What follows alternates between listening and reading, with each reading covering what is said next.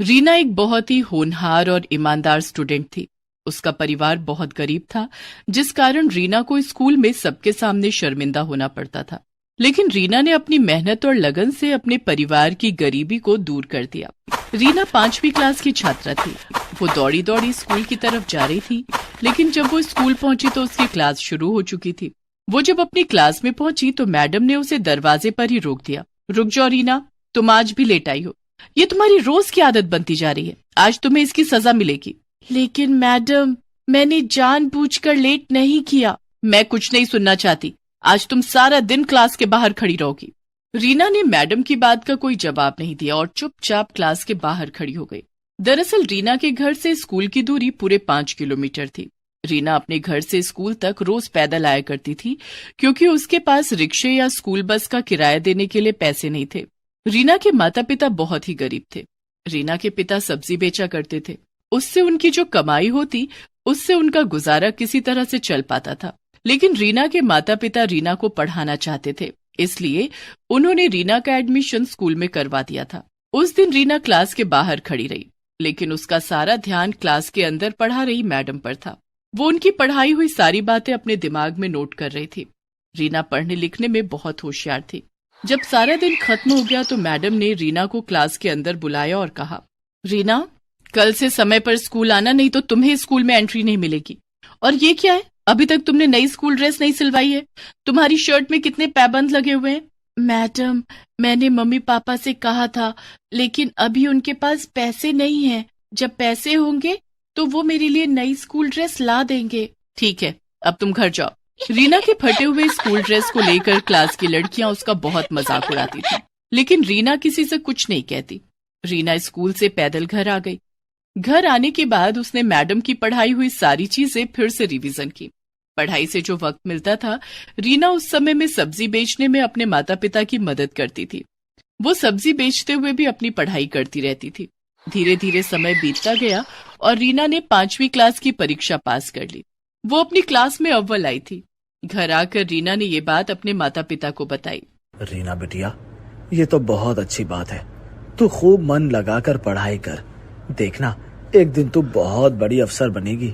लेकिन बाबा, इस बार मैं पुरानी किताबों से नहीं पढ़ूंगी। इस बार मुझे भी नई किताबें चाहिए।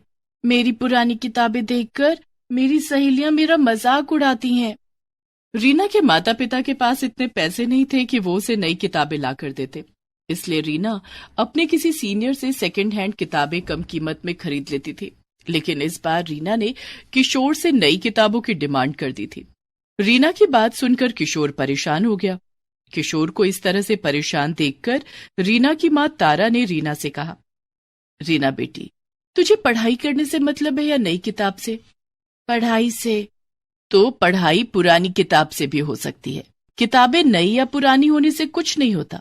नई किताब में जो बातें लिखी होंगी वही तो पुरानी किताब में भी लिखी होंगी, इसलिए तू पुरानी किताब से पढ़ाई कर ले। ठीक है माँ। रीना इस बार भी अपने किसी सीनियर की पुरानी किताब सस्ते दाम में खरीद लेती है। रीना की पुरानी किताब देखकर उसकी सहेलियां हंसकर उसका मजाक उड़ाने लगी। रीना, नई क्लास में भी फटी हुई किताब? इन किताबों में तो कवर लगाने की भी जगह नहीं है। मेरी किताब पुरानी और फटी है तो क्या हुआ? देखना, मैं इस बार भी क्लास में अव्वल आऊंगी। रीना इस बार और भी ज्यादा मन लगाकर पढ़ाई करने लगी। रीना अपने घर के हालात जानती थी, इसलिए वो कभी अपने माता पिता से किसी चीज की डिमांड नहीं करती थी। दूसरे बच्चों की तरह वो लंच में तरह तरह के पकवान नहीं लाती थी। एक दिन स्कूल में लंच के समय, चल रीना, खाना खाते हैं, बहुत भूख लगी है। ठीक है। पिंकी ने अपना लंच बॉक्स खोलकर देखा तो उसमें आज फ्राइड राइस और चिली पनीर रखे थे। अरे वाह, आज मम्मी ने मेरी फेवरेट डिश दी है, इसे खाकर बड़ा मजा आएगा। पिंकी का लंच देखकर रीना अपना डब्बा खोलने की हिम्मत नहीं कर पा रही थी। तभी कीर्ति भी अपना लंच बॉक्स लेकर वहां आ गई। कीर्ति, तू आज लंच में क्या लाई है? कीर्ति ने अपना लंच बॉक्स खोला। आज मम्मी ने पूरी और शाही कोफ्ते दिए हैं। अरे वाह। रीना, तू लंच में क्या लाई है? तू भी अपना डब्बा खोल। मैं आज लंच नहीं लाई। लेकिन मैंने तो तुझे अपने बैग से लंच बॉक्स निकालते हुए देखा था, तूने उसे वापस क्यों रख दिया?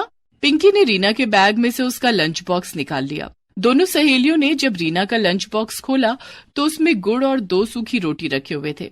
अरे रीना, तेरी मम्मी ने लंच में रोटी और गुड़ दिया है, ले तू हमारा खाना खा ले। नहीं, तुम लोग अपना खाना खाओ, मुझे तो गुड़ और रोटी खाने की आदत है, मैं यही खा लूंगी। अरे हमारा खाना टेस्ट करके देख, ऐसा टेस्टी खाना तूने कभी नहीं खाया होगा। रीना को पिंकी की ये बात बहुत बुरी लगती है। उसकी आंखों से आंसू छलक आते हैं। वो चुपचाप अपना लंच बॉक्स लेकर क्लासरूम से बाहर आ जाती है और गैलरी में बैठकर खाना खा लेती है। रीना इसी तरह संघर्ष करके अपनी पढ़ाई कर रही थी। चाहे कितनी भी परेशानियां और रुकावटें आए, लेकिन वो पढ़ाई में हमेशा अव्वल रहती। एक दिन रीना के बाबा, रीना अब 7वीं कक्षा में पहुंच गई है, वो अब बड़ी हो रही है, उसके पुराने स्कूल ड्रेस छोटे हो गए हैं और कई जगह से फट भी गए हैं। इस बार हमें उसके लिए नई स्कूल ड्रेस सिलवानी ही पड़ेगी।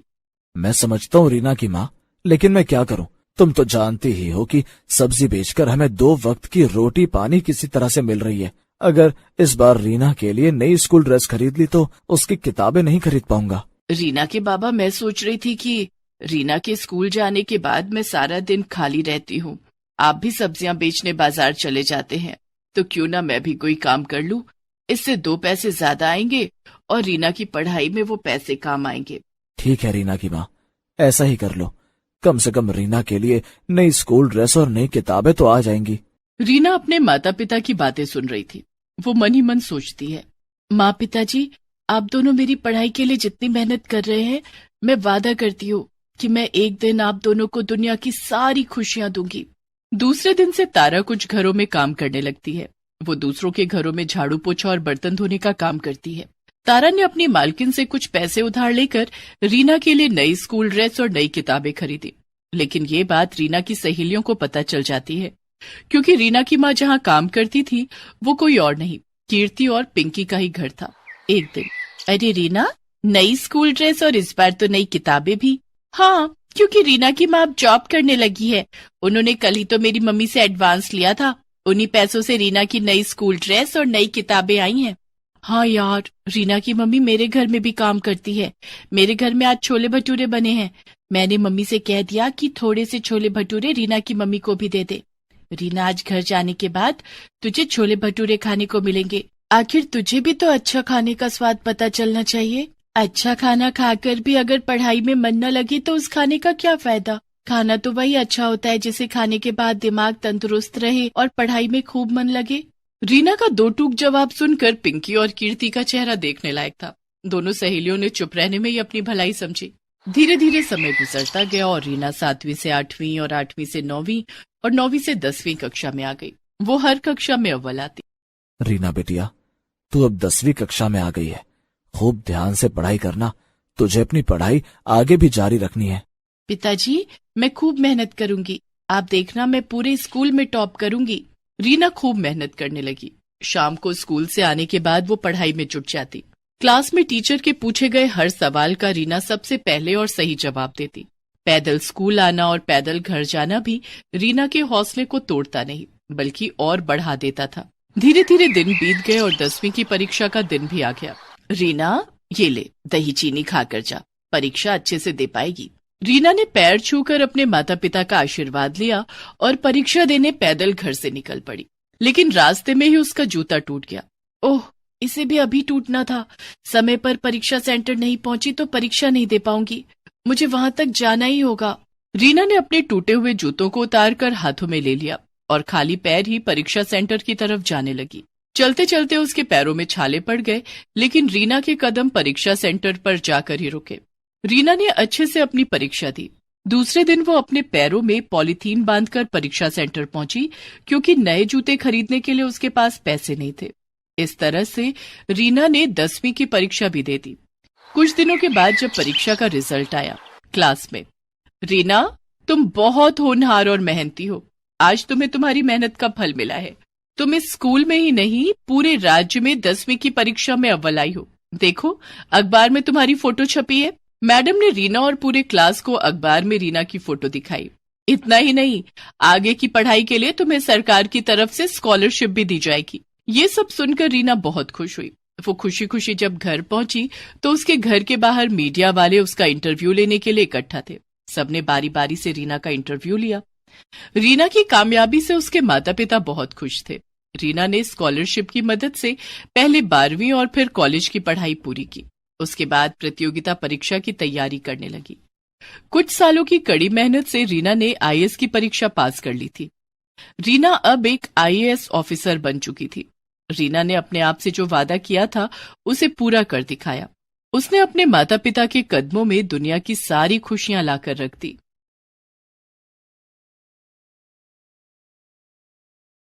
काम्या को खाने में मटन और चिकन बहुत पसंद थे, लेकिन उसकी शादी एक ऐसे घर में हो गई जहां चिकन मटन तो दूर, लहसुन प्याज भी नहीं बनता था। ऐसे में काम्या ने रोज रोज चिकन मटन खाने के लिए क्या किया, जानने के लिए देखते हैं रोज मटन चिकन। काम्या बिहार के एक छोटे से गांव जमुई की रहने वाली थी। वो पढ़ने लिखने में बहुत तेज थी। स्कूल की पढ़ाई के बाद उसके पिता कैलाश ने उसका एडमिशन दिल्ली यूनिवर्सिटी में करवा दिया था। अब काम्या दिल्ली में एक हॉस्टल में रहकर अपनी पढ़ाई कर रही थी। काम्या ने दिल्ली यूनिवर्सिटी से बीए और एमए की पढ़ाई की। गांव में इससे पहले कोई भी लड़की पढ़ाई करने दिल्ली नहीं आई थी। यही कारण था कि काम्या की शादी के लिए ढेरों रिश्ते आने लगे। पढ़ाई पूरी होने के बाद काम्या के माता पिता ने उसे वापस गांव बुला लिया। माँ पापा, आप लोगों ने मुझे गांव क्यों बुला लिया? मेरी वहाँ जॉब लगने वाली थी। देख काम्या, तेरी शादी के लिए बहुत अच्छा रिश्ता आया है। लड़के वाले जमुई के ही हैं, लेकिन वो लोग दिल्ली में रहते हैं। शादी के बाद तू वापस दिल्ली चली जाना और अपनी जॉब कर लेना। ठीक है माँ, तू कल तैयार रहना, कल लड़के वाले तुझे देखने आएंगे। ओके माँ, मैं जरा पार्लर होकर आती हूँ। ठीक है बेटी। काम्या बाजार चली जाती है और एक रेस्टोरेंट में पहुंचती है। कितनी अच्छी मटन की खुशबू आ रही है। यहाँ जी भर कर मटन खाऊंगी। काम्या रेस्टोरेंट के अंदर जाती है और वेटर को बुलाती है। Yes ma'am.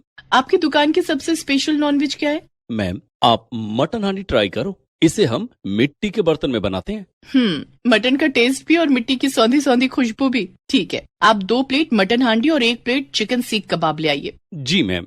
वेटर काम्या को उसका ऑर्डर सर्व कर देता है। काम्या सारा मटन और चिकन खा लेती है। अब जाके राहत मिली है। सुबह से हरी सब्जियां खा खा के मेरा पेट ही नहीं भर रहा था। दरअसल काम्या के घर में नॉनवेज तो दूर, लहसुन प्याज भी नहीं बनता था। लेकिन काम्या को दिल्ली के हॉस्टल में रहकर रोज रोज मटन चिकन खाने की लत लग गई थी। उसे एक दिन भी मटन और चिकन ना मिले तो उसकी हालत बिगड़ जाती थी। लेकिन काम्या को क्या पता था कि उसे ससुराल भी ऐसा ही मिलने वाला था। उस दिन जब काम्या घर लौटी, आ गई बेटी? हाँ माँ, बहुत थक गई हूँ, मैं सोने जा रही हूँ, खाना नहीं खाऊंगी। ऐसा कहकर काम्या सोने चली जाती है। दूसरे दिन उसे लड़के वाले देखने आते हैं। काम्या तैयार होकर उनके सामने जाती है। बहन जी, हमें लड़की पसंद है। अगर आपको हमारा लड़का पसंद हो तो हम बात आगे बढ़ाएं। हाँ हाँ, क्यों नहीं बहन जी, ये भी कोई पूछने वाली बात है। आपका लड़का हमें बहुत पसंद है। मैं तो कहती हूँ हमें देरी नहीं करनी चाहिए, जल्दी इन दोनों की शादी करा देनी चाहिए। ठीक है बहन जी। कविता काम्या के हाथों में शगुन के रुपए दे देती है और काम्या अरुण की शादी तय हो जाती है। कुछ दिनों के बाद दोनों की शादी हो जाती है। शादी वाले दिन तक तो काम्या ने ऑर्डर करके मटन और चिकन मंगाया और छिप छिप कर खा लिया। लेकिन विदाई के बाद जब वो ससुराल पहुंची, आओ बहू, अपने शुभ पैरों से हमारे घर को पवित्र करो। तुम्हारे रूप में हमारे घर लक्ष्मी आई है। कविता अपनी बहू काम्या और बेटे अरुण की आरती उतारती है और उन्हें घर के अंदर आने के लिए कहती है। काम्या घर के अंदर आ जाती है। कविता बहू और बेटे को उनके कमरे में भेज देती है। थोड़ी देर के बाद घर का नौकर चाय नाश्ता लेकर आता है। नाश्ते में मिठाइयाँ और नमकीन देखकर काम्या मन ही मन सोचती है, हाय, ये नमकीन और मिठाइयाँ कौन खाएगा? इनसे तो मेरा पेट ही नहीं भरेगा। मेरा तो मटन सीख कबाब खाने का बहुत मन हो रहा है, लेकिन अभी कैसे मंगवाऊं? घर में इतने लोग हैं, अभी मैं बाहर भी नहीं जा सकती। उस दिन मजबूरी में काम्या को नमकीन और मिठाइयों से काम चलाना पड़ा। रात के खाने में भी उसे वेज खाना खाने को मिला। ऐसे ही 2-3 दिन गुजर गए। मटन चिकन के बिना काम्या के चेहरे की रौनक ही चली गई थी। क्या बात है काम्या, तुम कमजोर क्यों लग रही हो? यहाँ तुम्हें भरपेट खाना तो मिल रहा है ना? बहू, कहीं तू शर्म के मारे आधा पेट खाकर तो नहीं रह जाती? नहीं माँ जी, शर्म किस बात की, वो शादी की रस्मों में थक गई थी ना, इसलिए। अच्छा ऐसी बात है, तो तू आराम कर। वैसे भी तुझे घर के काम नहीं करने हैं, घर में नौकर तेरे लिए तो है। तुझे जो चीज चाहिए रामू से मांग लेना। जी माँ जी।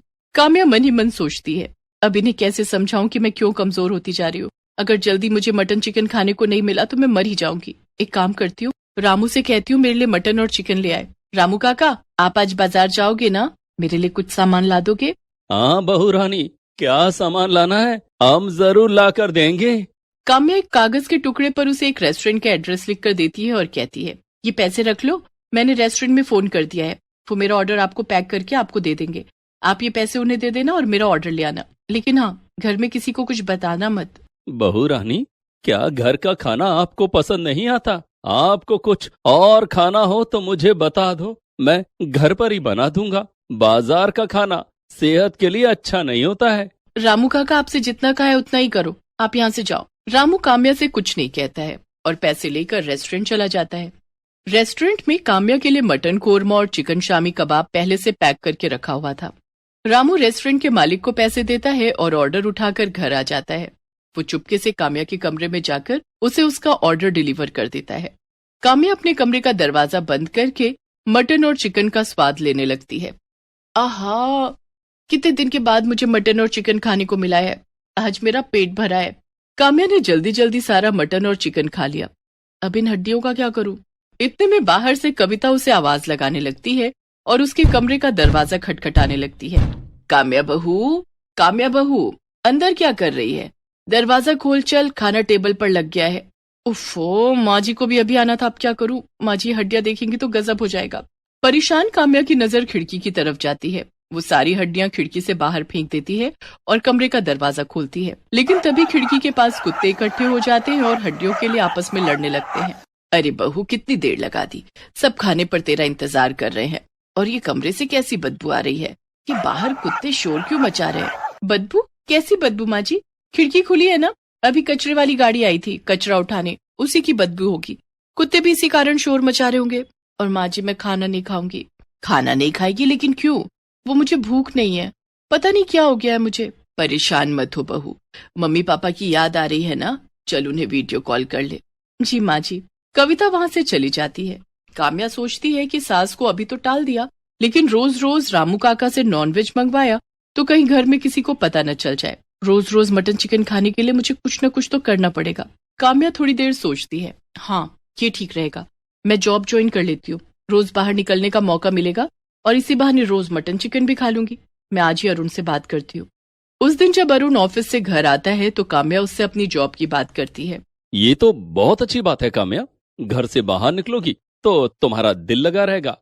मैं माँ और पापा से बात कर लेता हूँ, मुझे विश्वास है कि वो तुम्हें जॉब करने से नहीं रोकेंगे। अरुण और काम्या कविता और महेंद्र से बात करते हैं। वो दोनों भी काम्या के जॉब करने के फैसले से बहुत खुश थे।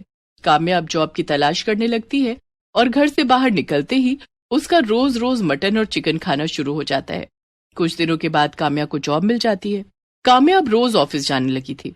उसके ऑफिस के सामने एक रेस्टोरेंट था जिसमें नॉनवेज के ढेर सारे आइटम मिलते थे।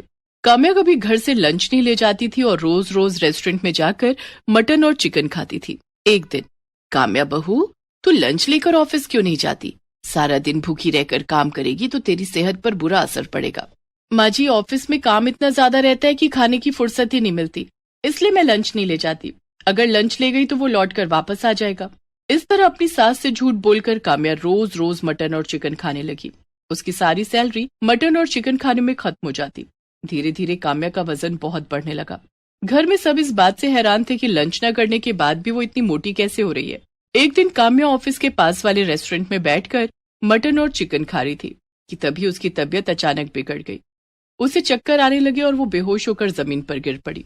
उसके ऑफिस के कुछ दोस्त उसे उठाकर अस्पताल ले गए और उसके घर वालों को खबर दी। अरुण, कविता और महेंद्र भागे भागे अस्पताल आए। वहां डॉक्टर ने चेकअप किया और कविता से कहा, लगता है आपकी बहू रोज रोज मटन चिकन खाती है, तभी इनका कोलेस्ट्रॉल बहुत बढ़ गया और इनका बीपी भी बहुत हाई है। इन्हें बहुत ज्यादा सादा खाना खाना होगा, तभी इनकी सेहत सुधर सकती है। ये आप क्या कह रहे हैं डॉक्टर साहब? बेचारी मेरी बहू तो दिन में खाना भी नहीं खाती है, वो चिकन मटन कैसे खा सकती है? देखिए, ये रोज मटन चिकन खाती हैं, ये मैं नहीं कह रहा हूँ, इनकी रिपोर्ट कह रही है। माँ जी, मुझे माफ कर दीजिए, डॉक्टर सही कह रहे हैं। मैं रोज छिप छिप कर मटन चिकन खाती थी, लेकिन अब कभी उन्हें हाथ भी नहीं लगाऊंगी। काम्या की चोरी पकड़ी गई थी, लेकिन उसने अपने घर वालों से इसके लिए माफी मांगी और कभी मटन चिकन ना खाने की कसम खाई। Please subscribe this channel.